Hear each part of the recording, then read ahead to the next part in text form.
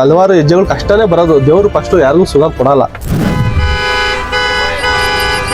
ನನ್ನ ಹೆಸರು ನವೀನ್ ಅಂತ, ಜೊಮಾಟೊ ಮಾಡ್ತಾ ಇದೀವಿ. ಯಾವತ್ತೂ ನನ್ನ ಕೈಲಿ ಆಗಲ್ಲ ಇದು ಅಂತ ಯಾವತ್ತೂ ನಾನು ಕೂಗೊಂಡ್ಲೇ ಇಲ್ಲ. ಒಬ್ಬ ಕಾಲಿರೋ ಮನುಷ್ಯ ಏನ್ ಮಾಡ್ತಾನೆ ಅದನ್ನೆಲ್ಲ ನಾನು ಮಾಡಿದ್ದೀನಿ. ಸಪೋಸ್ ನಿಮ್ಗೆ ಈ ಪರಿಸ್ಥಿತಿ ಬಂದಿಲ್ಲ ಅಂದಿದ್ರೆ ಈ ಲೈಫ್ಗೆ ಇನ್ನೂ ಚೆನ್ನಾಗಿ ಬದುಕಬೋದಿತ್ತು ಅಂತ ಎಂದಾರು ಅನ್ಸಿದ್ದೆ ನಿಮ್ಗೆ? ಇದೇನೆ ಲೈಫ್ ಸೂಪರ್ ಆಗಿದೆ ಅನಿಸ್ತಾ ಇದೆ. ನಿಮ್ ಕಷ್ಟ ಕಾಲದಲ್ಲಿ ನಿಮ್ ಫ್ರೆಂಡ್ಸ್ ನಿಮ್ ರಿಲೇಟಿವ್ಸ್ ಯಾರಾದ್ರೂ ನಿಮ್ ಜೊತೆ ನಿಂತಿದ್ರ? ಫ್ರೆಂಡ್ಸ್ ನಿಂತಿದ್ರ? ಫ್ರೆಂಡ್ಸು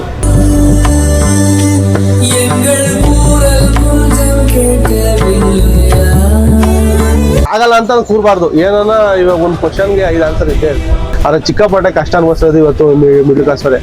ನಿಮ್ಗೆ ಏನಾದ್ರು ಇನ್ನೊಂದು ಜನ್ಮ ಅಂತ ಇದ್ದು ಈ ಮಿಡಲ್ ಕ್ಲಾಸ್ ಜೀವನದಲ್ಲಿ ಹುಟ್ಟಬೇಕು ಅಂತ ಏನಾದ್ರು ಆಸೆ ಇದೆ ನಿಮ್ಗೆ? ಎಲ್ಲ ಇರೋರ್ಕಿಂತ ಏನು ಇಲ್ದಲೇ ಬೆಳೆಯೋದು ಚಾಲೆಂಜ್ ಅದು. ಸೂಪರ್ ಅಣ್ಣ. ಅದು ನೀವು ಹೇಳಿದ್ಮೇಲೆ ಈ ಕ್ವಶನ್ ನನಗೆ ಚಿಕ್ಕಪಟ್ಟೆ ಇಷ್ಟ ಆಯ್ತು. ಫಸ್ಟ್ ಹೇಳೋದೇನಂದ್ರೆ ನೀವು ಸೆಟ್ಲ್ ಆಗಿ ನಿಮ್ಮ ಅಪ್ಪ ಅಮ್ಮ ಸೆಟ್ಲ್ ಮಾಡಿ.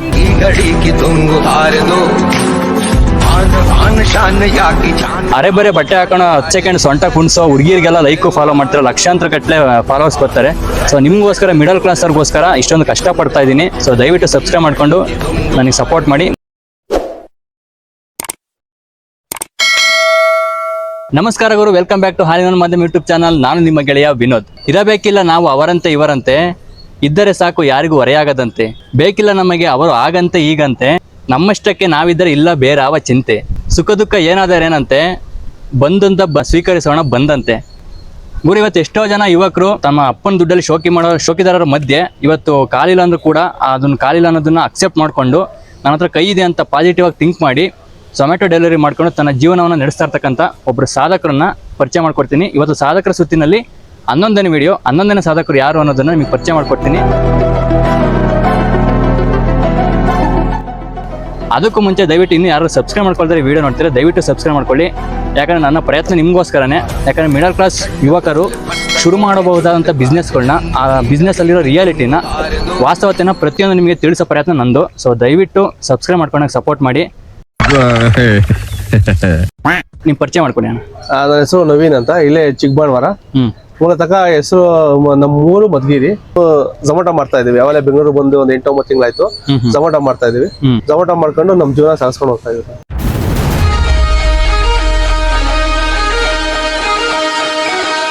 ಅಣ್ಣ, ಮೊದಲಿಗೆ ನಿಮ್ಮ ಲೈಫ್ ಬಗ್ಗೆ, ನಿಮ್ಮ ಜೀವನದ ಬಗ್ಗೆ ಕ್ವಶನ್ ಕೇಳ್ತಾ ಹೋಗ್ತೀನಿ. ಸೊ ಮೊದಲಿಗೆ ನನ್ನ ಕ್ವಶನ್, ನಿಮ್ಮ ಈ ಅಂಗವಿಕಲತೆಗೆ ಕಾರಣ ಆದ್ರೂ ಏನು?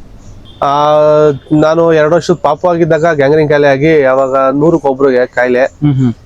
ಅವಾಗ ಚಿಕ್ಕ ವಯಸ್ಸಾಗೆ ಗ್ಯಾಂಗ್ರೀನ್ ಕಾಯಿಲೆ ಆಗ್ಬಿಟ್ಟು 2 ಕಾಲು ತೆಗೆದಾಕಿದ್ರು. ಅವರಿಂದ ಮಾಮೂಲಿ ನಮ್ಮ ತಾತ ನಮ್ಮ ತಾಯಿಯವರೆಲ್ಲ ಸಾಕೊಂಡು ಮಾಮೂಲಿ ಈ ಟೈಪ್ ಜೀವನ ನಡೆಸ್ಕೊಂಡು ಹೋಗ್ತಿದ್ದೆ. ಚಿಕ್ಕ ವಯಸ್ಸಲ್ಲಿ ನಿಮ್ಗೆ ಹಿಂಗಾಗಿರೋದು? ಚಿಕ್ಕ ವಯಸ್ಸಾಗಿ 2 ವರ್ಷದ ಪಾಪು ಆಗಿದ್ದಲ್ಲಿಂದನೂ 2 ಕಾಲಿಲ್ಲ. ನಿಮ್ಗೆ ಕಾಲಿಲ್ಲ ಅನ್ನೋದನ್ನು ಆ ಬುದ್ಧಿ ಬಂದ ಗೊತ್ತಾಗುತ್ತಲ್ಲ, ಆ ಒಂದು ಕ್ಷಣ ನೀವು ಯಾವ ತರ ಯೋಚನೆ ಮಾಡಿದ್ರಿ?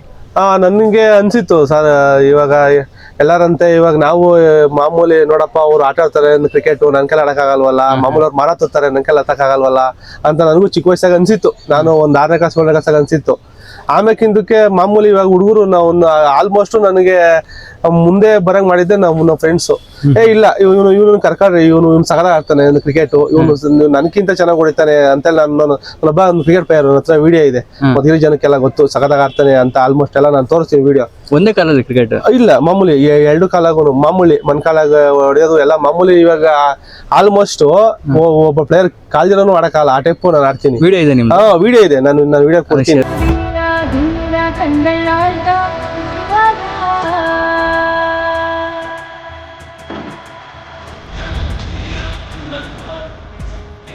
ಆ ಟೈಪು ನಾನು ಯಾವತ್ತೂ ನನ್ನ ಕೈಲಿ ಆಗಲ್ಲ ಇದು ಅಂತ ಯಾವತ್ತೂ ನಾನು ಕೂಗೊಂಡ್ಲೇ ಇಲ್ಲ. ಒಬ್ಬ ಕಾಲಿರೋ ಮನುಷ್ಯ ಏನ್ ಮಾಡ್ತಾನೆ ಅದನ್ನೆಲ್ಲ ನಾನು ಮಾಡಿದ್ದೀನಿ. ಒಂದು ಮರಾಥನ್ ಆಗಿರ್ಬೋದು, ಒಂದು ಈಜಾಡೋದಾಗಿರ್ಬೋದು, ಒಂದು ಕ್ರಿಕೆಟ್ ಆಡೋದಾಗಿರ್ಬೋದು, ಕಬಡ್ಡಿ ಆಗಿರ್ಬೋದು, ನಾನೆಲ್ಲ ದೇವರು ನಂಗೆ ಆಂಜನೇಯ ವರ ಕೊಟ್ಟಿದ್ದಾನೆ ಅನ್ಕೊಂತ ಹೇಳಕ್ ಇಷ್ಟಪಡ್ತೀನಿ. ಸೂಪರ್ ಅಣ್ಣ, ನಾವು ಕೂಡ ಪ್ರಭು ಭಕ್ತರೆ.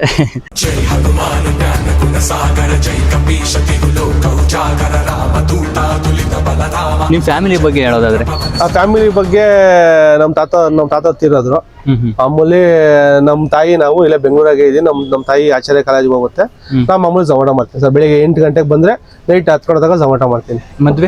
ಮದುವೆ ಇಲ್ಲ ಸರ್, ಮದುವೆ ಇಲ್ಲ. ಸಪೋಸ್ ನಿಮ್ಗೆ ಈ ಪರಿಸ್ಥಿತಿ ಬಂದಿಲ್ಲ ಅಂದಿದ್ರೆ ಈ ಲೈಫ್ಗೆ ಇನ್ನೂ ಚೆನ್ನಾಗಿ ಬದುಕಬೋದಿತ್ತು ಅಂತ ಎಂದಾರು ಅನ್ಸಿದ್ದೆ ನಿಮ್ಗೆ? ನನ್ಗೆ ಆ ಟೈಪು ಅನ್ಸಿಲ್ಲ ಸರ್, ಸತ್ಯ ಹೇಳ್ಬೇಕು ಅನ್ಸಿಲ್ಲ. ಅಂದ್ರೆ ಏನೇ ಬಂದ್ರು ಇರೋದ್ಮೇಲೆ ಇದೇನೆ ಲೈಫು ಸೂಪರ್ ಆಗಿದೆ ಅನಿಸ್ತಾ ಇದೆ ನನಗೆ. ಹೌದಾ? ಈ ಲೈಫೇನೆ ಚೆನ್ನಾಗಿದೆ. ಕಾಲು ಇರೋರ್ಕಿಂತ ನನ್ಗೆ ಏನು ಕೊರತೆ ಆಗಿಲ್ಲ ಸರ್. ಪಾಸಿಟಿವ್ ಥಿಂಕ್ ಮಾಡಿದ್ರೆ ಎಲ್ಲಾನು ಸರ್. ಹೌದು ಸರ್. ಸೂಪರ್ ಅಣ್ಣ. ನಿಮ್ ಕಷ್ಟ ಕಾಲದಲ್ಲಿ ನಿಮ್ ಫ್ರೆಂಡ್ಸ್ ನಿಮ್ ರಿಲೇಟಿವ್ಸ್ ಯಾರಾದ್ರೂ ನಿಮ್ ಜೊತೆ ನಿಂತಿದ್ರ? ಫ್ರೆಂಡ್ಸ್ ನಿಂತಿದ್ರ?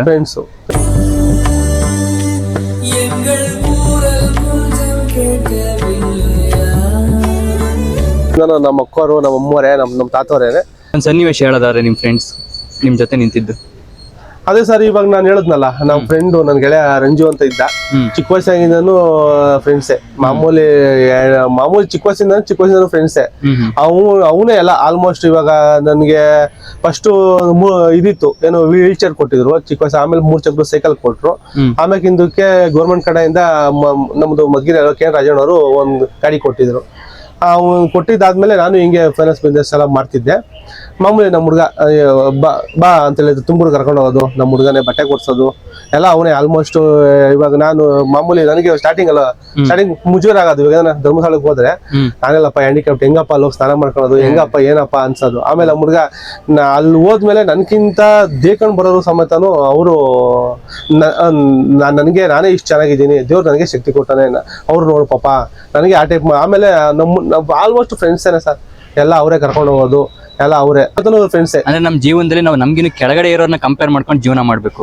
ನಮ್ಗಿನ್ನು ಚೆನ್ನಾಗಿರೋರ್ನ ಕಂಪೇರ್ ಮಾಡಿದ್ರೆ ನಮ್ ನೆಮ್ಮದಿ ನಾವೇ ಹಾಳು ಮಾಡ್ಕೊಂತೀವಿ ಅಂತ. ಎಷ್ಟು ಸರ್ ಹಂಗೆ. ಇವಾಗ ನಾನು ಹ್ಯಾಂಡಿಕ್ಯಾಪ್ಟ್ಗೆ ಏನು ಹೇಳ್ತೀನಿ ಅಂದ್ರೆ, ಅವರು ಫಸ್ಟ್ ಅವ್ರ ಸೇಫ್ಟಿ ನೋಡ್ಕೋಬೇಕು. ಇದು ಝೊಮ್ಯಾಟೊ ರೋಡ್ಗಳಿಗೆ ಅವ್ರ ಸೇಫ್ಟಿ ನೋಡ್ಕೋಬೇಕು. ಎಲ್ಲಾರು ಯಾವ್ದಾರ ಒಂದು ರೂಪದಾಗೆ ಹೆಲ್ಪ್ ಮಾಡೇ ಮಾಡ್ತಾರೆ. ಆಲ್ಮೋಸ್ಟ್ ಹೋಟ್ಲವ್ರು ಹೆಲ್ಪ್ ಮಾಡ್ತಾರೆ, ಆಲ್ಮೋಸ್ಟ್ ಜನ ಹೆಲ್ಪ್ ಮಾಡ್ತಾರೆ. ಇವಾಗ ಈ ರೋಡ್ ಸರ್, ನಾವು ಹ್ಯಾಂಡಿಕ್ಯಾಪ್ಟ್ ಆ ರೋಡಿಗೆ ಬರಕ್ ಆಗ್ತಿಲ್ಲ, ಈ ರೋಡಾಗ ಇದೀವಿ, ಹ್ಯಾಂಡಿಕ್ಯಾಪ್ಟ್ ಆಗ್ತಿಲ್ಲ, ಬಂದು ಇಸ್ಕೊಂಡು ಹೋಗ್ರಿ ಅಂದ್ರೆ ಆಲ್ಮೋಸ್ಟ್ ಹೆಲ್ಪ್ ಮಾಡಿ ಅವರೇ ಬಂದು ಇಸ್ಕೊಂಡು ಹೋಗ್ತಾರೆ ಸರ್. ಆಗಲ್ಲ ಅಂತ ಕೂರ್ಬಾರ್ದು. ಏನಾನ ಇವಾಗ ಒಂದು ಕ್ವಶನ್ಗೆ 5 ಆನ್ಸರ್ ಇದ್ದೇ ಇರ್ತದೆ.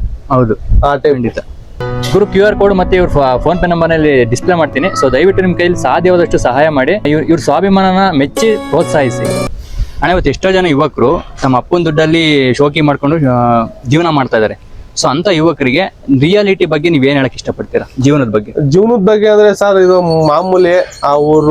ನಾನು ಏನ್ ಹೇಳ್ತೀನಿ ಅಂದ್ರೆ, ಅವ್ರಿಗೆ ಇವಾಗ ಅವ್ರ ಅಪ್ಪನ ದುಡ್ಡು ಬತ್ತೈತೆ, ಅವರು ಖಾಲಿ ಆಗತ್ತಾಗ ಹೋಗಿ ತಿಂತಾರೆ.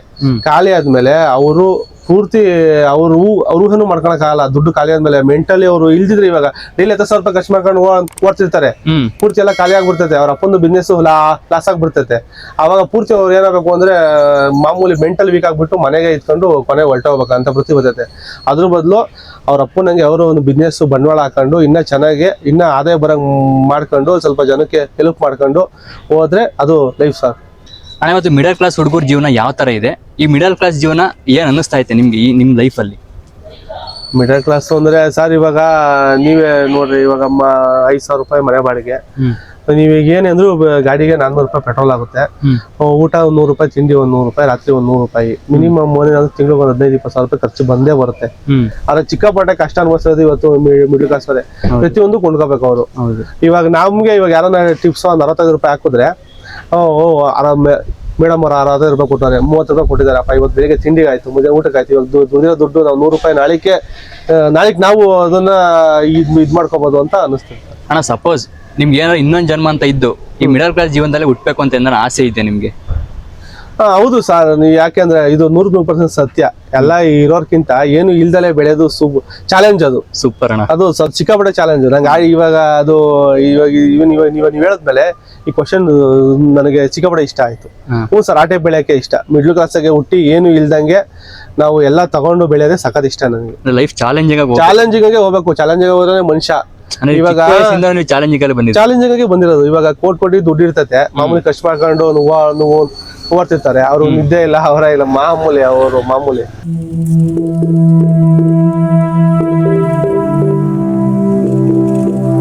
ಅಣ್ಣ, ಇವತ್ತು ಒಬ್ಬ ಮಿಡಲ್ ಕ್ಲಾಸ್ ಯುವಕನ ಜೀವನ ಕಟ್ಕೊಳ್ಳೋದು 20-30ನೇ ವಯಸ್ಸು. ಆ ವಯಸ್ಸಲ್ಲಿ ಪ್ರೀತಿ ಪ್ರೇಮ ಅಂತ ಹೇಳಿ ಹಾಳು ಆಗ್ತಾ ಇದಾರೆ. ಇದ್ ಕಡೆ ಮುಂದನೆ ಸಹ ಹುಡುಗಿ ಕೈ ಕೊಟ್ಟಾಗ ಹುಡುಗಿನೂ ಸಿಗಲ್ಲ, ಇದ್ ಕಡೆ ಜೀವನನು ಕಟ್ಕೊಂಡಿರಲ್ಲ. ಅಂತ ಯುವಕರಿಗೆ ನೀವ್ ಏನ್ ಸಜೆಸ್ಟ್ ಮಾಡ್ತೀರಾ? ಏನಿಲ್ಲ, ಅದು ಮಾಮೂಲಿ 25 ವಯಸ್ಸಿಂದ, ಇವಾಗ ಮಾಮೂಲಿ 21 ವಯಸ್ಸಿಂದ ಪ್ರೀತಿಗಳು ಇವಾಗ ಆಲ್ಮೋಸ್ಟ್ ಸ್ಟಾರ್ಟ್ ಆಗಿದೆ.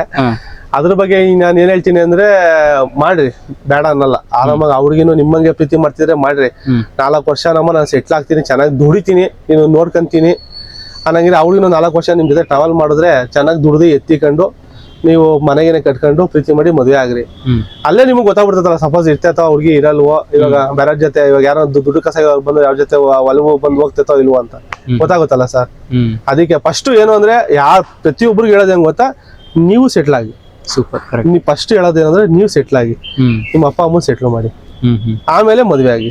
ಸಪೋಸ್ ನಿಮ್ಗೆ ಏನೋ ಒಂದು ಕಷ್ಟ ಅಂತ ಬಂದ್ರೆ ನೀವು ಯಾರ ಹತ್ರ ಹೇಳ್ಕೋಬೇಕು ಅಂತ ಅನ್ಸುತ್ತೆ, ನೀವು ಒಬ್ಬರೇ ನಾನೊಬ್ಬನೇ ಫೇಸ್ ಮಾಡ್ತೀನಿ ಅದೇನೇ ಕಷ್ಟ ಬಂದ್ರು ಅಂತ ನಿಮ್ಗೆ ಏನಾರು ಆ ಥರ ಮನಸ್ಥಿತಿ ಏನಾರು ಇದೆಯಾ? ಸರ್ ಸತ್ಯ ನೀವು ಹೇಳಿದ್ದು, ಇಲ್ಲ 100% ಅದನ್ನ ಎಂತ ಕಷ್ಟ ಬಂದ್ರು ನಾವೇ ಫೇಸ್ ಮಾಡ್ಬೇಕು. ಎಂತ ಕಷ್ಟ ಬಂದ್ರು ನಾವೇ ಫೇಸ್ ಮಾಡ್ಬೇಕು. ಆದ್ರೆ ಮಾಮೂಲಿ ಫ್ರೆಂಡ್ಸ್ಗಳಿಗೆ ಹೇಳ್ಕೊಳ್ಳೇಬೇಕು. ಯಾಕಂದ್ರೆ ಒಂದೊಂದ್ಸರಿ ನಮ್ದು ವರ್ಕ್ ಆಗಿಲ್ಲ ಅಂದ್ರೆ ಅವ್ರು ಹೇಳಿರೋದು ಸತ್ಯ ಆಗಿ ಅವ್ರದ್ದು ವರ್ಕ್ ಆಗುತ್ತೆ. ಫ್ಯಾಮಿಲಿ ಆಗಿರ್ಬೋದು, ಫ್ರೆಂಡ್ಸ್ ಆಗಿರ್ಬೋದು, ಮಾಮೂಲಿ ಕೇಳಲೇಬೇಕು ಸರ್. ಅಂದ್ರೆ ಒಬ್ಬ ಹುಡುಗ ನಿಜವಾದ ಸ್ಟೋರಿ ಫ್ಯಾಮಿಲಿ ಗೊತ್ತಿರುತ್ತೋ ಇಲ್ವೋ, ಅವ್ನ ಕ್ಲೋಸ್ ಫ್ರೆಂಡ್ ಅವನಿಗೆ ಫುಲ್ ಗೊತ್ತಿರುತ್ತೆ. ಸತ್ಯ ಸರ್, ಯಾಕಂದ್ರೆ ಅವ್ರ ತಾಗೆ ಹೇಳ್ಕೊಂಬೋದು. ಹ್ಯಾಂಡಿಕ್ಯಾಪ್ಟ್ ಅವರು ಸ್ವಾಭಿಮಾನಿಯಿಂದ ದುಡಿಮೆ ಮಾಡ್ತಿದ್ದಾರೆ. ಸೊ ಇವ್ರ ಬಗ್ಗೆ ನೀವೇನಾರು ಹೇಳೋದಾದ್ರೆ?